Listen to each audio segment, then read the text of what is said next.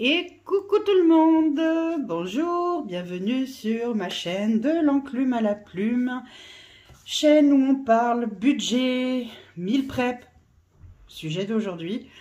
On parle de plein de choses, tout sujet confondu. D'ailleurs, si vous avez des sujets de vidéos, c'est avec plaisir, on peut les évoquer, on peut voir ce que je peux faire pour, pourquoi pas faire des vidéos sur des sujets qui vous intéressent aussi. Quoi d'autre? Bah c'est tout, hein, voilà. Donc, ouais, je commence fort. Je suis en forme, je suis en forme, je suis en forme. Bon, on se retrouve en tout cas aujourd'hui pour une vidéo meal prep. Et cette vidéo vous permettra d'avoir certainement des idées de repas. Voilà, et si ça vous dit, s'il y en a certaines de recettes qui vous branchent et que vous n'avez aucune idée de comment les faire, bah, vous pouvez me contacter et je vous envoie le lien ou je sais pas, ou peut-être que je ferai aussi une vidéo pour le repas. Des fois, j'aime bien faire des vidéos recettes, etc. Voilà. Donc, on va commencer. Donc là, on est sur la semaine du lundi 6 février 2023 au dimanche 12 février 2023. Et donc lundi soir, puisque le dimanche soir, on finit les restes le midi, hein, le lundi midi. Et donc, on recommence la semaine au lundi soir. Je vais vous zoomer un peu pour que vous puissiez bien voir ce que j'écris. Est-ce que c'est pas mieux là? Ouais, c'est quand même un peu mieux. Alors, je vais mettre un peu de traviole. Alors, est-ce que si je vous tourne un petit peu, vous verrez mieux? Non, en fait, vous verrez pas mieux. Désolée. Du coup, je vous fais bouger. Vous allez avoir encore le mal de mer. Mais encore une fois, moi, je vis au bord de la mer. Donc, ça souffle. Voilà. Bon, là, comme ça, je pense que vous verrez bien. Au pire, je remonterai pour que vous puissiez avoir tout. Allez, c'est parti. Donc, lundi, je vais faire une soupe péruvienne. Et là, vous allez me dire... C'est quoi une soupe péruvienne? Ben, c'est une soupe qui vient du Pérou. Ah, ça vous embouche un coin, hein? Eh bien, en fait, c'est une soupe qui est faite avec de la tomate, des aromates, de l'oignon, de l'ail, du quinoa et de la feta. Voilà. Et ben, c'est délicieux et voilà. Et c'est complet. Donc, c'est plutôt chouette. Donc ça, on va manger ça le soir. Donc la soupe péruvienne le lundi soir et le mardi midi. Mardi soir, on fait des choses assez simples. Je vais faire des ailes de poulet. Ce sont des ailes de poulet au paprika avec du riz et des choux de Bruxelles pour moi, parce que moi j'adore les choux de Bruxelles. Et ma famille, eux, ce seront certainement des haricots verts ou un autre légume en tout cas. Peut-être des courgettes poêlées, je ne sais pas. Moi, en tout cas, ce sera choux de Bruxelles. Ça, c'est très clair. C'est très clair. J'adore ça. Hop. Ensuite, mercredi. Hop. Allez, vas-y, fais tomber la red light. Fais tout bouger, on ne dira rien, merveilleux. Oh là. Je suis désolée les amis, désolée. Mercredi. Enfin, en même temps, vous faites partie de la... Enfin, voilà, ça fait partie de la vraie vie. Si tout est lisse sur les vidéos, c'est chiant, quoi. Et puis, bah, moi, j'aime pas être chiante. Donc, voilà, autant avoir son grain de folie. Et c'est très bien comme ça. Donc, elle est tombée. Je l'ai ramassée. Je continue. Mercredi, je vais faire... Alors là, vous allez me dire, tu vas tourner poulet, cocotte. Ah, elle est bonne, non? Donc, mercredi, je fais des wraps au poulet curry. Et salade. Voilà, on fait simple. Comme ça, pas de prise de tête. Donc ça, c'est mercredi soir. Jeudi midi, on mange la même chose. Jusque-là, tout va bien. Jeudi soir, je fais des endives au jambon avec du riz.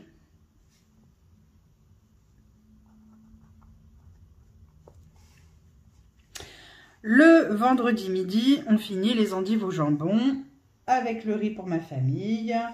Moi, je mangerai... Alors oui, je vous expliquerai après comment moi je vais manger puisque je suis suivie par une diététicienne. Et donc, du coup, il y a une façon pour moi de manger qui est un peu différente de ma famille. Ça reste les mêmes repas. C'est juste que je vous expliquerai. Ce sera plus simple après. Sinon, je vais encore partir dans tous les sens. Vendredi. Vendredi, donc... vendredi soir, du coup, on va manger des côtes de porc.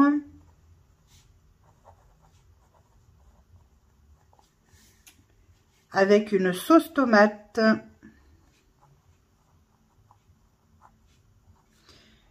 Des pâtes. Et des haricots verts.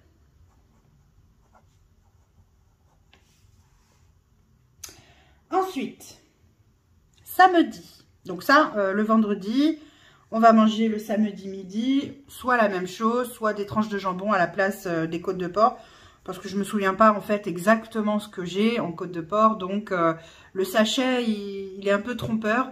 Donc je sais plus s'il y en a 4 ou s'il y en a 6. Donc bon, bref, peu importe, c'est pas grave. Au pire, j'ai du jambon à la maison, j'ai toujours du jambon à la maison. Donc c'est pas un problème. Samedi soir, alors samedi midi par contre... samedi midi, on se fait un repas plaisir, donc repas au resto avec mes loulous, avec mon mari.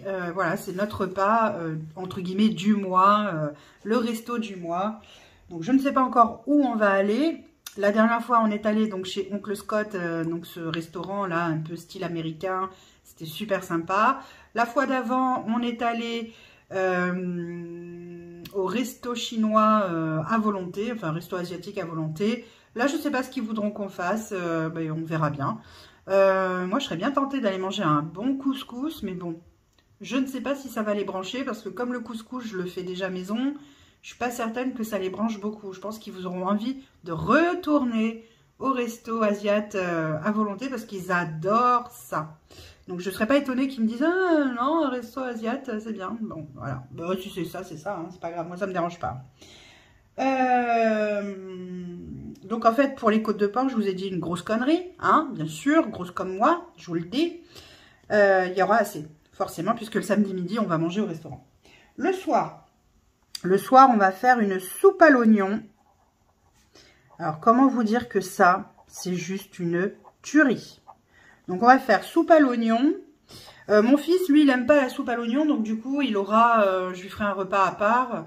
Ou alors, il voudra peut-être manger ses raviolis. Parce que je ne sais pas comment il fait, mais lui, il aime ça. Bref, moi, je n'aime pas ça. Mon mari non plus. Il n'y a que lui qui aime les raviolis en boîte, là. Bon, ma foi, il aime. Je vais pas... Voilà, hein, je vais pas le déshériter parce qu'il aime les boîtes en raviolis. Enfin, les raviolis en boîte. Je vais pas... Quoique, je me pose quand même la question. J'hésite. Hein. Non, je rigole. Donc voilà, il aime les raviolis en boîte. Et ben peut-être qu'il mangera ses raviolis en boîte. Dimanche. Évidemment, le dimanche midi, on remange de la soupe à l'oignon. Hein. Voilà. Et dimanche soir, et là vous allez encore me dire, encore? Mais ouais, il faut que je vide mon congèle, donc, et comme c'est ce qui reste beaucoup dans mon congèle, la viande, qui reste là que je note, c'est ce qui reste dans mon congèle, donc du coup, effectivement, on va tourner poulet, mais c'est pas grave.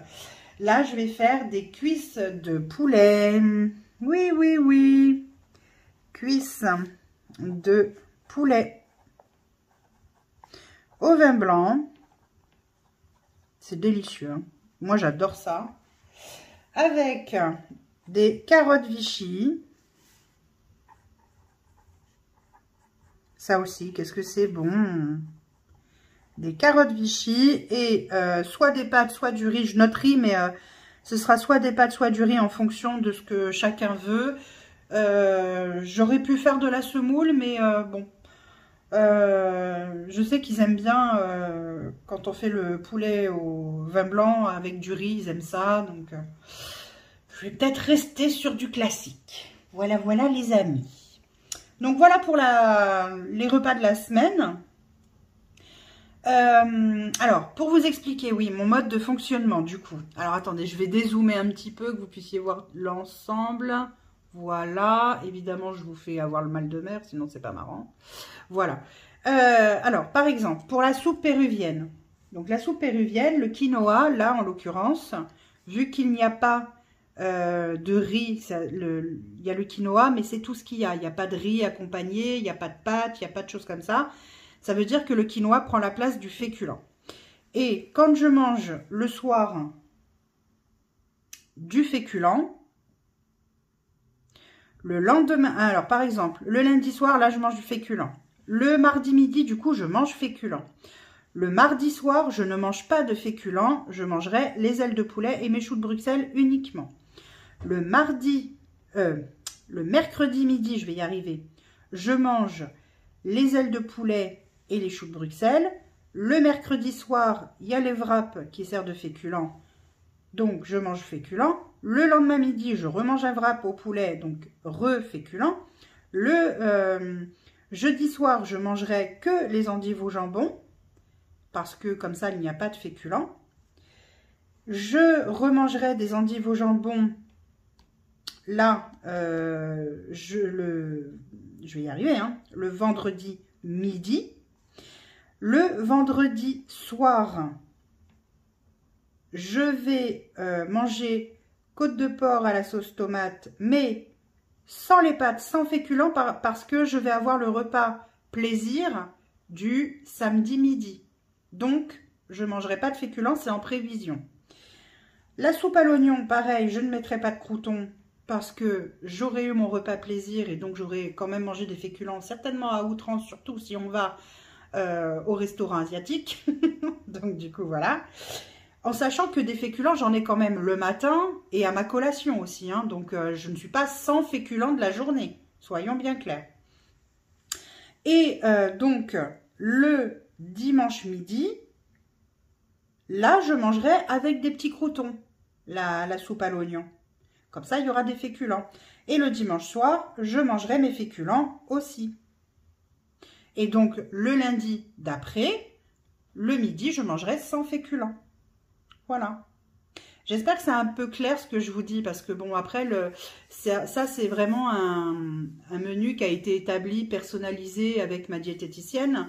Et donc, du coup, en fait, c'est ce qui me correspond à moi pour le besoin que j'ai, pour on va dire les dépenses énergétiques que j'ai aussi, par rapport à ma vie de tous les jours, par rapport à aussi ma maladie, puisque comme pour ceux qui viennent d'arriver, j'ai une maladie rare neurologique, et donc cette maladie rare en fait fait que oui, il y a des fois je peux faire du sport, je peux même faire une activité physique répétée plusieurs semaines, plusieurs mois, et puis d'un coup mon corps dit stop, et là je ne peux plus rien faire, c'est-à-dire que je ne peux plus, même par exemple je vous dirais de faire mon ménage tous les jours, c'est une lutte en permanence parce que ça me crée une extrême fatigue que je ne peux pas maîtriser. C'est mon cerveau qui est comme ça. Il a besoin de ce laps de temps pour créer des ramifications, etc. Mais faudrait vraiment que je prenne le temps de vous faire une vidéo sur ma maladie pour que vous puissiez bien comprendre en fait les tenants, les aboutissants. Donc ce n'est pas parce que je ne veux pas, ce n'est pas parce que je n'ai pas envie ou que j'ai la flemme. C'est juste que mon corps, lui, ne veut pas. C'est tout. C'est comme ça. C'est comme quelqu'un qui est un peu fibromyalgique. Il y a des jours ça va, en fait toute maladie chronique, hein, si on va par là, ça va, il y a des jours ça va, et puis il y a des jours ça va pas du tout. Voilà, là c'est la même, sauf que c'est pour mon cerveau, et pour qu'il puisse fonctionner correctement, il a besoin de repos, et pour avoir besoin de repos, il met mon corps au repos direct. Voilà, je n'ai pas le choix, c'est comme ça. Donc effectivement, on va dire que ce rythme-là, si vous voulez, c'est un rythme qui a été établi avec ma diététicienne en fonction de moi, puisque c'est quelqu'un qui est génial et qui s'adapte à nous. Elle ne vous impose pas les choses, jamais. Elle vous propose des choses, après à voir si vous c'est possible ou pas. On ajuste si c'est pas possible. Et ça, je vais vous dire, une diététicienne comme ça court pas les rues, hein, je vous le dis. Hein. Bref, voilà pour ce qui est en tout cas du meal prep. Vous aurez compris que j'adore ma diète. Hein. Alors, c'est quand même assez marrant quand même, parce que souvent, quand on veut perdre du poids, les diététiciennes, ou diététiciens d'ailleurs, parce qu'il y a aussi des hommes, on ne peut pas se les encadrer parce que c'est ceux qui nous privent de tout. Eh bien, pas elles. Elles ne nous privent pas, au contraire. Elles nous aident à prendre des choix ou faire des choix judicieux, mais en aucun cas elle va vous dire « Non, non, mais le chocolat, c'est mort. Tu n'en manges plus. » Pas du tout. Les frites, certainement pas. Pas du tout. Tout est dans la mesure, tout est dans la...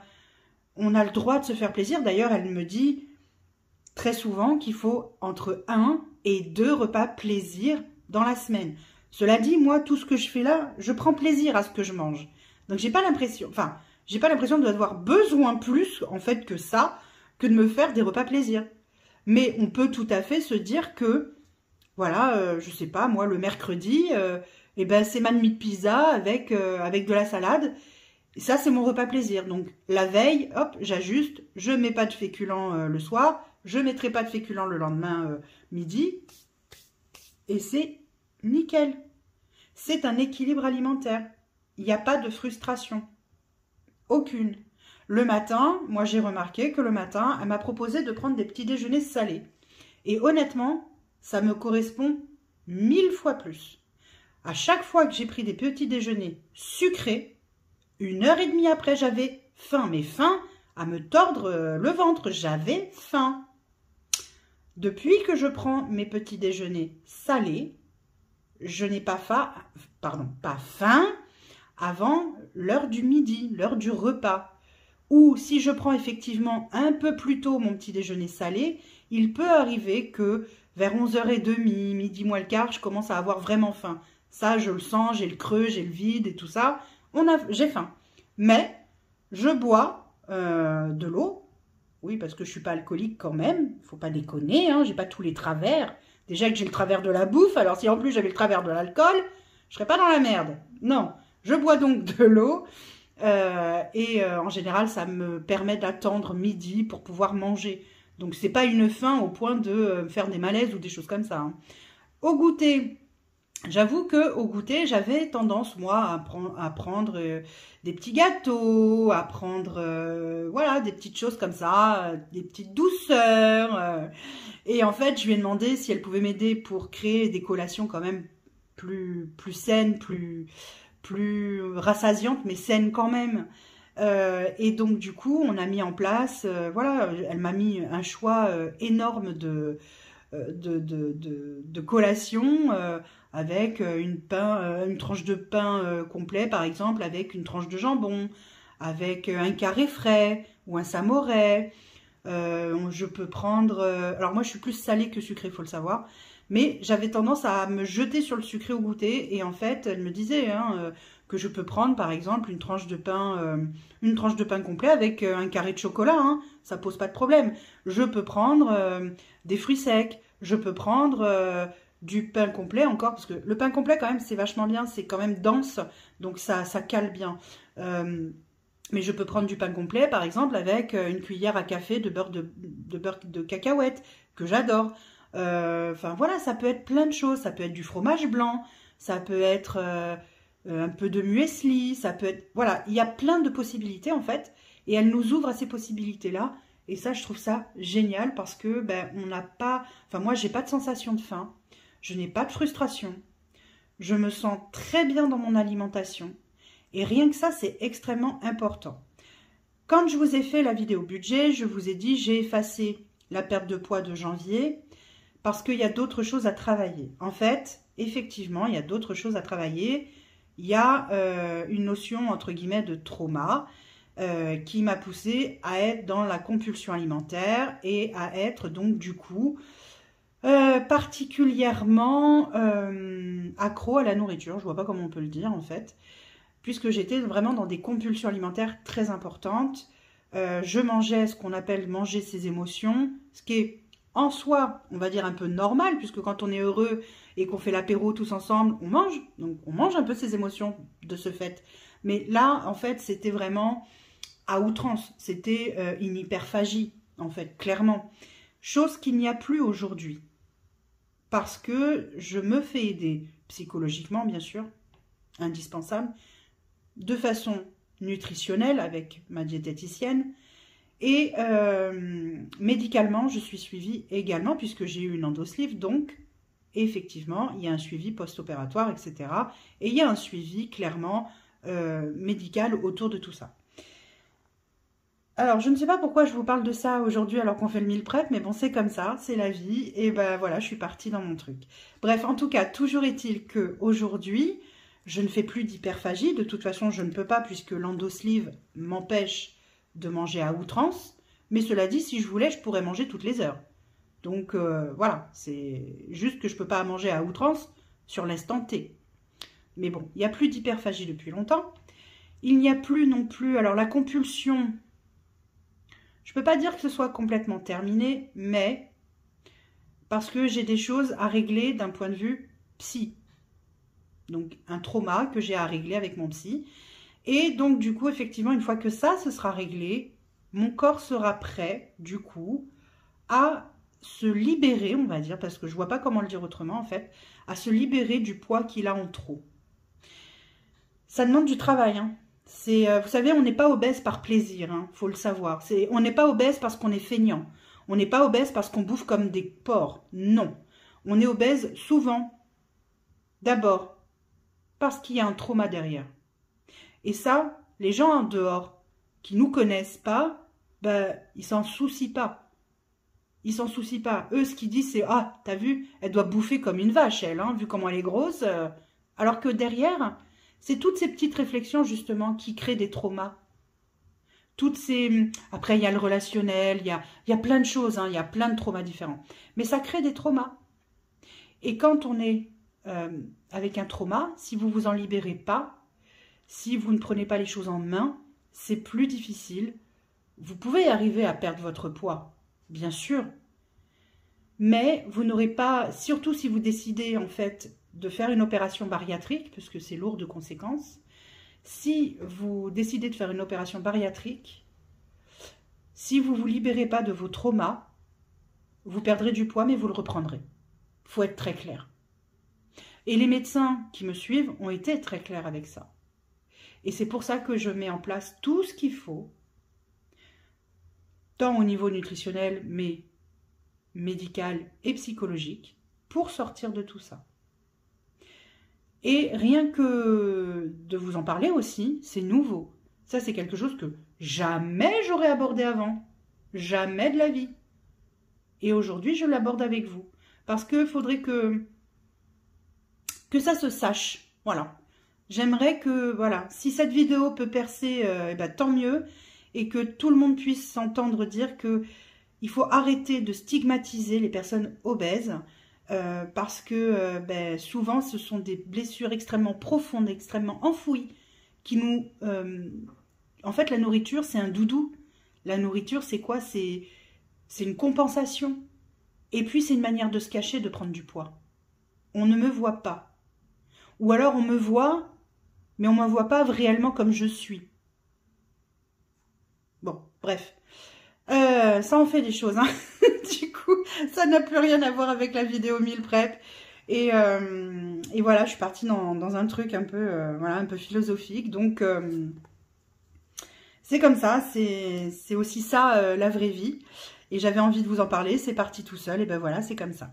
En tout cas, voilà, j'espère que vous aurez compris le principe par rapport à mon alimentation.